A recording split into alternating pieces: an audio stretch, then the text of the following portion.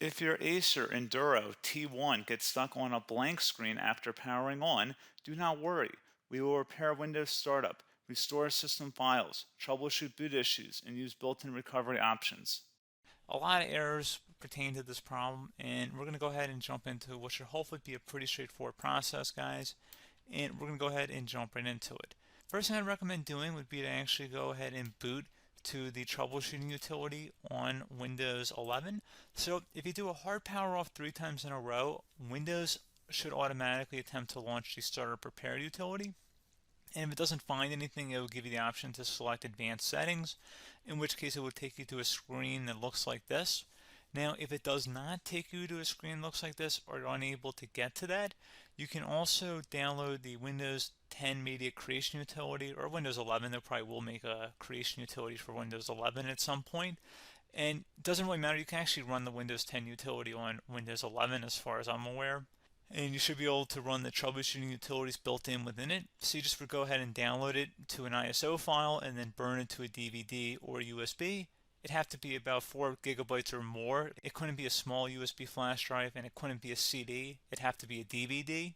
And then you boot your computer from it. So depending on the computer manufacturer, you'd have to tap a different key on your keyboard in order to launch that menu, in order to select what boot drive you want to go off of. So it could be anything between the escape key, F2, F8, F12, for example, and those are the function keys on the top of your keyboard. So you may have to just do a little bit of trial and error. Shouldn't take you more than a couple minutes. Googling it would probably be best before you even begin. But anyway, we're ready to go ahead and jump right into it. So we're on the choose an option page. So these will look very similar whether you're booting from it directly within Windows itself, or if you're plugged in a USB flash drive with the media creation utility installed and you selected the recovery option. So when you are setting up your Windows 11 installation or Windows 10, depending on the drive you're using, there should be an option to repair your computer in the bottom left corner of the dialog window, one of the first screens that comes up. You go ahead and select that, and then it would take you to a troubleshooting screen like you see here. And you want to go ahead and select troubleshoot, reset your PC, or see advanced options. And then there are going to be a whole bunch of options in here that we're going to explore in today's video. The first one, we're going to actually go underneath advanced options and then select startup repair, fix problems that keep Windows from loading. So go ahead and select that first.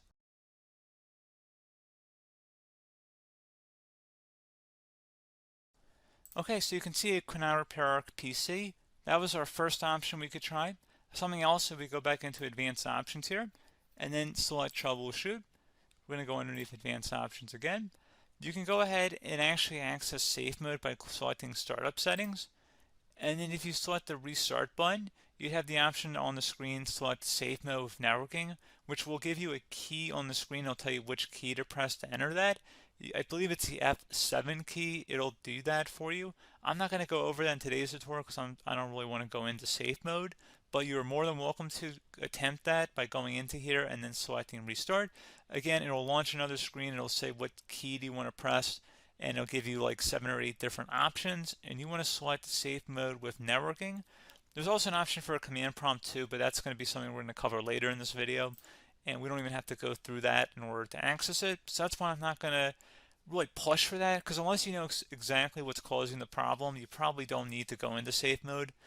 Unless you're trying to recover files, in which case then you definitely can go into safe mode, but we're trying to actually recover our computer here. So I hope that makes sense.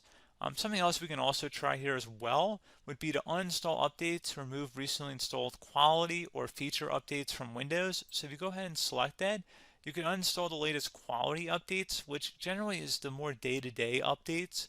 Feature updates are the less regularly released ones, like the big ones. I would equate it to service packs in like Windows 7 and Windows Vista and Windows XP. So larger updates that occur once or twice a year at most. And the quality updates are more just a regular update. So probably obviously depend, it'll take longer if you're going to try and uninstall the latest feature update versus quality update. And maybe you don't need to go back that far. So just giving you guys a couple of pointers with that. Something else you can also look at here, and we're going to jump into the command prompt in a little bit, but you can select System Restore, which will use a restore point recorded on your PC to restore Windows. And this is something I would highly recommend here, guys. So select Next. Assuming you have a restore point saved on your computer, you go ahead and select the most recently created one, and you'll select next, and then you'll select the drive. You shouldn't actually have to select the drive. You can scan for affected programs, but we're going to keep it all default here, and then we're going to select finish. So once started, system restore cannot be interrupted. Do you want to continue? I think we're going to select yes. I don't think we have anything better to do on our computer right now, so just give it a moment here to initialize. It will take a couple minutes to run, obviously depending on how large your hard drive is and how much is saved on the system restore point. So just give it a couple minutes here.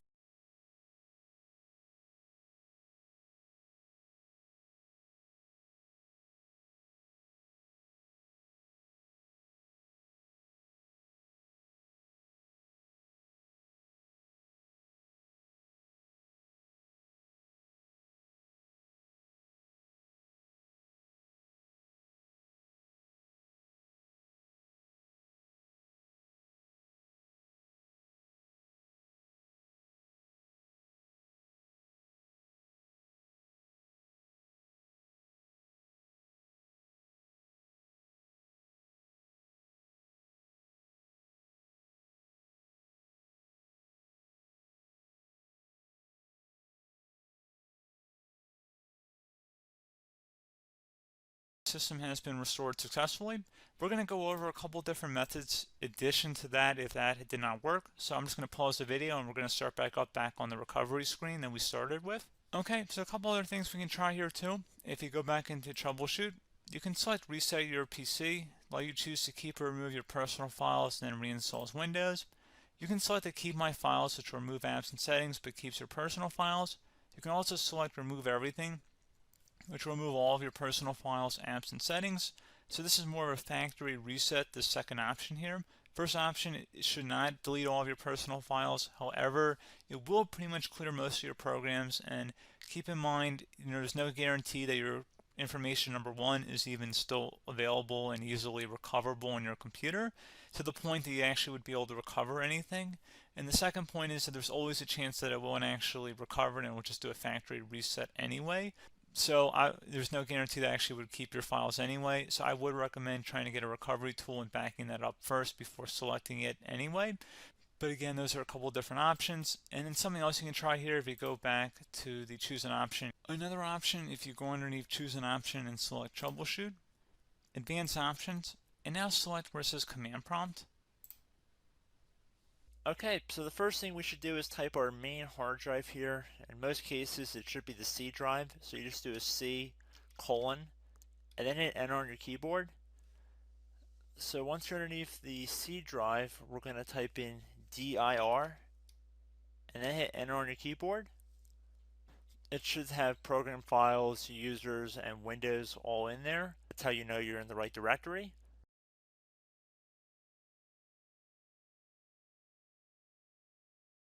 In some cases, it might be the D drive as well, so just keep that in mind.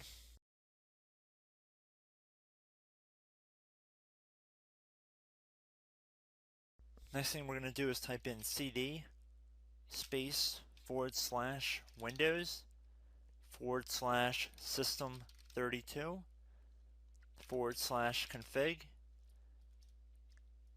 and then you're going to hit enter on your keyboard.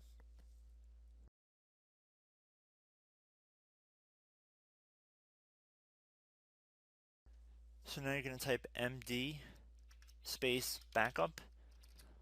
If you've seen other tutorials, it might also say to put down md backup. That's because the backup name is pretty common when you want to back something up. So you can name this whatever you want, doesn't have to be backup. So if you've already made a backup folder in the past, you could do backup 1, for example. So once you're done setting the name you want the backup to be called, hit enter on your keyboard again.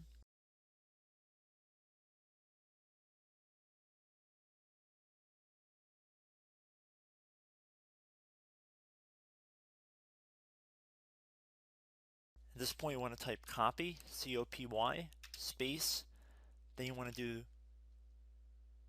the star symbol above the 8 key, then do a period or a dot, whatever you want to call it, then another star sign, and then another space, and then type backup, and then hit enter on your keyboard.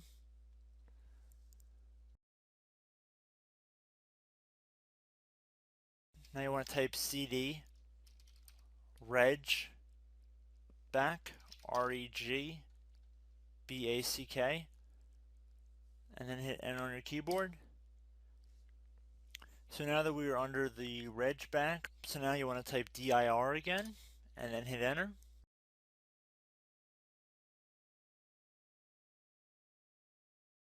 So now at this point we're going to type copy again. So copy space $, dot, another $, space, and then 2 dots. So we're going to type copy space $, dot, sign, $, dot, dot, and then hit enter on your keyboard again. So for overwrite, you want to overwrite all. So type A on your keyboard, so capital A, and then hit enter on your keyboard.